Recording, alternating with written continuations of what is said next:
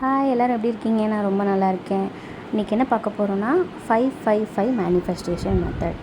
இந்த மெத்தட் பற்றி சொல்கிறதுக்கு முன்னாடி ஒரு விஷயம் சொல்லணும். என்னென்னா எல்லா மேனிஃபெஸ்டேஷன் ஈர்ப்பு விதியும் பார்த்திங்கன்னா, அந்த யூனிவர்ஸை ஈர்க்கிறத பற்றி பார்த்திங்கன்னா, நம்ம எப்போவுமே ஹை வைப்ரேஷனில் இருக்கணும், லோ வைப்ரேஷனில் இருக்கக்கூடாது. லோ வைப்ரேஷன் ஹை வைப்ரேஷன்னா என்னென்னா, லோ வைப்ரேஷனில் இருக்கிறவங்க பார்த்திங்கன்னா எப்போவும் கவலையாகவும் வெறுப்பாகவும் அந்த மாதிரி துக்கமான மனநிலையில் இருக்கவங்களாம் லோ வைப்ரேஷன் சொல்கிறாங்க. ரொம்ப சந்தோஷமாக ரொம்ப கடவுளுக்கு நன்றி சொல்கிற மாதிரி நல்லா எப்போவும் ஆக்டிவாக இருக்கிற மாதிரி அந்த மாதிரி இருக்கிறவங்க ஹை வைப்ரேஷன் சொல்கிறாங்க.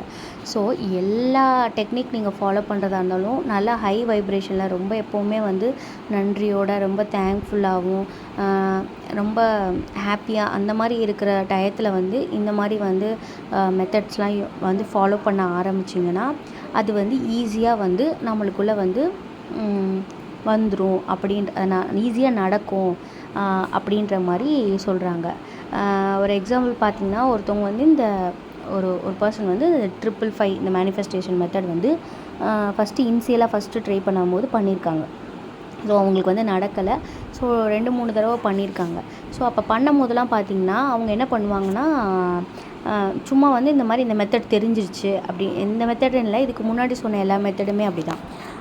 தெரிஞ்சிருச்சுன்னு சொல்லிட்டு ஒரு நோட்டோ ஒரு பேனாவோ எடுத்து அந்த டெக்னிக் என்ன சொல்கிறாங்களோ அதெல்லாம் ரைட் பண்ணுறது எழுதுறதுனால இருக்கிறதுல மட்டும் நம்மளுக்கு கிடைக்காது. அதை நம்ம எழுதுறது ஆல்ரெடி நம்மளுக்கு நடந்துருச்சு. இப்போ நான் எக்ஸாம்பிளுக்கு ஒன்று சொல்கிறேன்னா, எனக்கு ஒரு பைக் வாங்க போகிறேன், எனக்கு ஒரு ஸ்கூட்டி வாங்க போகிறேன்னு வச்சுக்கோங்க. எனக்கு அந்த ஸ்கூட்டி வாங்க போகிறேன்னா எனக்கு ஸ்கூட்டி வேணும் அப்படின்னு எழுதுறத விட எனக்கு இப்போ மகேந்திராவில் ஸ்கூட்டி வேணும், டிவிஎஸ் ஸ்கூட்டி வேணும், எந்த ஸ்கூட்டி வேணுமோ அந்த பைக்கோட நேம் எனக்கு இந்த கலரில் ஸ்கூட்டி வேணும் அப்படின்றத மென்ஷன் பண்ணி எழுதும் போதே நம்ம விஸ்வலைஸ் பண்ணணும். அதாவது நினச்சி பார்க்கணும், நம்ம அந்த ஸ்கூட்டி நம்ம கையில் இருக்க மாதிரியும், அந்த ஸ்கூட்டியோட கீ நம்ம கையில் இருக்க மாதிரியும், நம்ம அந்த ஸ்கூட்டி பக்கத்தில் நிற்கிற மாதிரியும், அந்த நமக்கு பிடிச்ச ஒரு விஷயம் கிடச்சிச்சுன்னா எவ்வளோ சந்தோஷப்படுவோம். அந்த சந்தோஷத்தெல்லாம் அப்படியே எமோஷ்னலாக அப்படியே நினச்சிட்டு அது நம்மளுக்கு கிடச்சிச்சுன்ற மாதிரி அதை தேங்க்ஃபுல் பண்ணி நம்ம எழுதணுன்னா அந்த வைப்ரேஷனில் நம்மளுக்கு எல்லாமே நடக்கும்.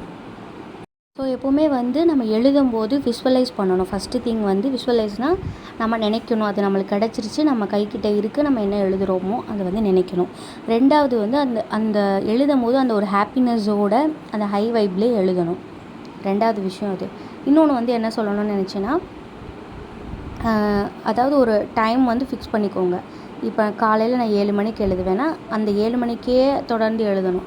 இப்போ நைட்டு எனக்கு எல்லா வேலையும் முடிச்சுட்டு எல்லோரும் தூங்கின உடனே எனக்குன்னு ஒரு தனி டைம் வேணும் அப்படின்னு நினச்சிங்கன்னா ஒரு ஃபிக்ஸட் டைம் யூஸ் பண்ணிக்கோங்க. இப்போ நீங்கள் இன்றைக்கி 9 மணிக்கு எழுதுறீங்க, நாளைக்கான நான் 10 மணிக்கு தான் இது பண்ணுவேன்னா அப்படி எழுதாமல் ஒரு குறிப்பிட்ட டைம் வச்சுக்கணும். குறிப்பிட்ட ஸ்பேஸ், அதாவது குறிப்பிட்ட பிளேஸ், நம்மளுக்குன்னு ஒரு இடம் அதுக்குன்னு ஒதுக்கி அந்த இடத்துல போய் உட்காந்து நம்ம எழுத ஆரம்பித்தோன்னா அதுக்குன்னு ஒரு வைப்ரேஷன், அதுக்குன்னு ஒரு சக்தி இருக்கும், ஒரு எனர்ஜி இருக்கும். ஸோ அதை ஃபாலோ பண்ணணும். ஸோ நான் சொன்ன அந்த பர்சன் ஃபஸ்ட்டு 2-3 தடவை எழுதி அவங்களுக்கு எதுவுமே கிடைக்கலையாம். அப்புறம் இன்னொரு ஒரு எக்ஸாம்பிள் கூட சொன்னாங்க அவங்க. ஆக்சுவலாக என்னென்னா, அவங்களுக்கு ஏதோ ஒரு விஷயம் நடக்க போகுது. அதாவது அவங்க ஏதோ ஒரு ஒர்க் பண்ணுறாங்க, அவங்கள தேடி ஏதோ ஒரு கிளைண்ட் வராங்க. ஸோ ஃபஸ்ட்டு பேசிட்டு போகிறாங்க, என்ன ஏதுன்னு கேட்டுக்கிறாங்க, சரிங்களா? அவங்க கேட்க வரும்போது இவங்க என்ன பண்ணிட்டாங்கன்னா ரொம்ப எமோஷ்னல் ஆகிட்டு, அதாவது என்னென்னா எப்படி சொல்கிறது, ஆஹா நம்மளுக்கு இந்த கிளைண்ட் வர போகிறாங்க அப்படின்னு சொல்லிட்டு ரொம்ப ஆர்வமாகி ஒரு மாதிரி அதுவும் சந்தோஷ நிலைன்னு ஒன்று இருக்குது. இன்னொன்று டெஸ்பரேஷன், அதாவது ஒரு மாதிரி ஈகராகிட்டு அது நம்மளுக்கு கிடைக்க போகுது அப்படின்ற மாதிரி ஒரு ஸ்டேஜுக்கு போயிட்டாங்க போல் அவங்க.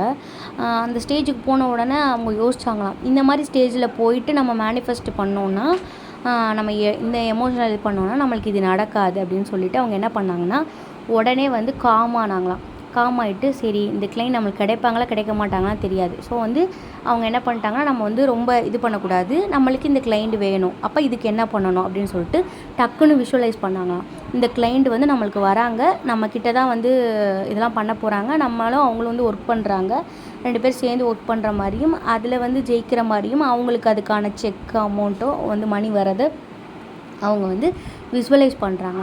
விஷுவலைஸ் பண்ணி அதை நினச்சி தேங்க்ஃபுல்லாக இருக்காங்க. அதாவது யூனிவர்ஸ் கிட்ட நன்றி, எனக்கு இந்த மாதிரி கிடச்சிருச்சு, எனக்கு சூப்பராக இருந்தது, அவங்க கூட ஒர்க் பண்ணணும்னு ரொம்ப நாள் ஆசை, நான் ஒர்க் பண்ணிட்டேன் அப்படின்ற மாதிரி அவங்க வந்து நினச்சிருக்காங்க. நல்லா புரிஞ்சுக்கோங்க. அவங்க வந்து விஷுவலைஸ் பண்ணுறாங்க, அதே டைம் வந்து கடவுள்கிட்ட நன்றியும் சொல்கிறாங்க. அதே 3வது விஷயமா தொடர்ந்து அந்த 555 மெத்தடை வந்து கண்டினியூ பண்ணுறாங்க.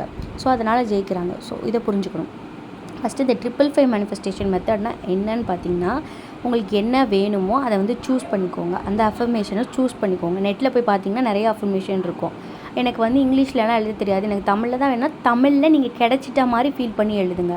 இந்த 555 மெத்தட் என்னென்னா 5 நாளைக்கு தொடர்ந்து 55 தடவை எழுதணும். 55 டைம்ஸ் வந்து 5 டேஸ் வந்து கன்சிஸ்டண்ட்டாக வந்து ஒரு டைம் ஃபிக்ஸ் பண்ணிக்கோங்க. ஒரு பிளேஸ் ஃபிக்ஸ் பண்ணிக்கோங்க. அந்த இடத்துல போய் உட்காந்து 55 தடவை அந்த விஷயத்தை எழுத போகிறீங்க. இப்போ இந்த ஸ்க்ரீனில் இருக்க எக்ஸாம்பிள் பார்த்தீங்கன்னா I am grateful to have received $1000 this week. அதாவது அவங்க என்ன சொல்கிறாங்கன்னா, எனக்கு இந்த வாரத்தில் 1000 ரூபா வந்து கிடச்சிருக்கு, அதுக்கு நான் ரொம்ப நன்றியாக இருக்கேன் அப்படி சொல்கிறாங்க. அப்படின்னா என்னென்னா, இந்த வாரம் முடியலை, இந்த வாரம் முடியறதுக்கு முன்னாடி ஸ்டார்டிங் டேலே வந்து அவங்க என்ன சொல்கிறாங்கன்னா, எனக்கு இந்த வாரத்தில் கிடச்சிரும் $1000, நான் வந்து சம்பாரிச்சிருவேன், அதுக்கு நான் நன்றி சொல்கிறேன் இப்போவே யூனிவர்ஸ் கிட்ட அப்படின்னு சொல்கிறாங்க. நல்லா புரிஞ்சுக்கோங்க. ஸோ அப்படி வந்து நம்மளுக்கு நடந்துட்ட மாதிரி அவங்க நினச்சி அந்த பேப்பரில் 55 தடவை 5 நாளைக்கு தொடர்ந்து எழுதுகிறாங்க. எப்படி நினச்சி விஷுவலைஸ் பண்ணி அதுக்கான வந்து சந்தோஷத்தோடு அவங்க வந்து எழுதுகிறாங்க 5 நாள் தொடர்ந்து. அப்படி எழுதிட்டு என்ன பண்ணணும்னா, 5ஆவது நாள் முடிஞ்சதுக்கப்புறம் விட்டுறணும். அதாவது விட்டுறோம்னா, நம்ம எழுதணும்ல, எப்போ வரும், இது நடக்குமா அப்படின்லாம் நினச்சிட்டு இருக்கக்கூடாது. எழுதிட்டோம், யூனிவர்ஸ் வந்து நம்மளுக்கு எப்போ கொடுக்கணும்னு தோணுதோ அப்போ வந்து கொடுப்பாங்க. அது நம்மளுக்கு கண்டிப்பாக கிடச்சிரும், அது நம்மளோடது தான், அது நடந்துச்சு அப்படின்னு நினச்சிட்டு நம்ம விட்டுறணும். அது ஒரு சில பேருக்கு வந்து 5 நாள் எழுதி முடிக்கிறதுக்குள்ளேயே நடக்கலாம், 5 நாள் முடித்த மறுநாள் நடக்கலாம், ஒரு சில பேர் 1 மாதம் கழித்து நடக்கலாம், இல்லை 1 வருஷம் கழித்து நடக்கலாம். அது வந்து எப்போ வேணால் நடக்கலாம். ஓகேங்களா? மோஸ்ட்லி வந்து நீங்கள் வந்து ஒரு பெரிய விஷயத்த வந்து ரொம்ப வந்து பெரிய விஷயம்லாம் வந்து இந்த மாதிரி ட்ரை பண்ணாமல் சின்ன விஷயங்களாக வந்து ட்ரை பண்ணுங்கள். அதாவது ஈஸியாக உங்களுக்கு கிடைக்க போகிறது மாதிரி வந்து ட்ரை பண்ணுங்கள். சின்ன பொருளாக ஏதாவது வேணும் அந்த மாதிரி ட்ரை பண்ணி பாருங்கள். அப்படி ட்ரை பண்ணி பார்க்கும்போது இது நடந்துருச்சு அப்படின்ற ஒரு சந்தோஷம் வரும். அந்த ஸ்டேட்னா என்னென்னா, அந்த நிலைக்கு வந்துடுவீங்க. ஆகா, இது நம்மளுக்கு நடக்குது, இது நம்மளுக்கு ஒர்க் ஆகுது, அப்போ இந்த மாதிரி தான் பண்ணணும் அப்படின்னு சொல்லிட்டு அதுக்கப்புறம் கொஞ்சமாக பெரிய விஷயங்களுக்கு வந்து நீங்கள் நினைக்கலாம். சரிங்களா?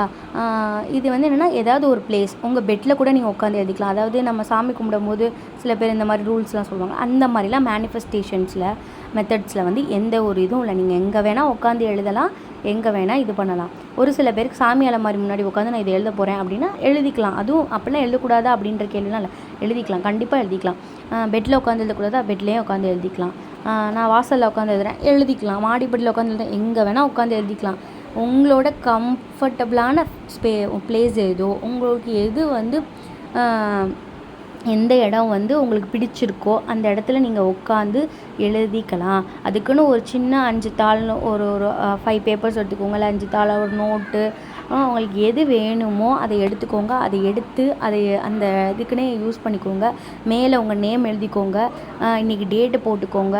ஸோ அதெல்லாம் போகணும் அவசியம் இல்லை, நான் உங்களுக்காண்டி 5 நாளைக்காண்டி சொல்கிறேன். சில பேர் இன்றைக்கி எழுதியிருப்பாங்க, நாளைக்கு, அதாவது 5 நாள் கண்டினியூஸாக எழுதணும். ஒரு நாள் எழுதிட்டு 2 நாள் நான் கேப் விட்டேன், 3ஆவது நாள் அடுத்து தொடங்குறேன் அப்படின்னா இருக்கக்கூடாது. கரெக்டாக 5 நாள் இன்றைக்கி தொடங்குறீங்கன்னா 5 நாளைக்கு 55 தடவை 5 நாளைக்கு எழுதணும். எப்படி எழுதணுன்றதை நான் சொல்லிட்டேன், திருப்பி ஒரு தடவை சொல்கிறேன். விஷுவலைஸ் பண்ணிக்கோங்க, அந்த விஷயம் நம்மளுக்கு நடந்துருச்சு, நான் அதுக்கு ரொம்ப நன்றியாக இருக்கேன், அதுக்கு நான் ரொம்ப தேங்க்ஃபுல்லாக இருக்கேன், எனக்கு இது கிடச்சிருச்சு அப்படின்னா சிம்பிளாக உங்களுக்கு சொல்லணும்னா, எனக்கு வந்து டைரி மில்க் பிடிச்சிருக்கு, எனக்கு டைரி மில்க் கிடச்சதுக்கு நான் ரொம்ப நன்றி, எனக்கு டைரி மில்க் கிடச்சதுக்கு ரொம்ப நன்றி, எனக்கு டைரி மில்க் கிடச்சதுக்கு ரொம்ப நன்றி, இந்த மாதிரி எழுதணும் 55 தடவை. இல்லை எனக்கு பைக் வேணும்னா, எனக்கு ஸ்ப்ளெண்டர் பைக் வேணும் அப்படி எழுதக்கூடாது. நான் கடவுளுக்கு நன்றி சொல்கிறேன், எனக்கு ஸ்ப்ளெண்டர் பைக் வந்து எல்லோ கலர் கிடச்சிருக்கு, ரொம்ப நன்றி அப்படி எழுதணும். ஓகேங்களா? பாய்.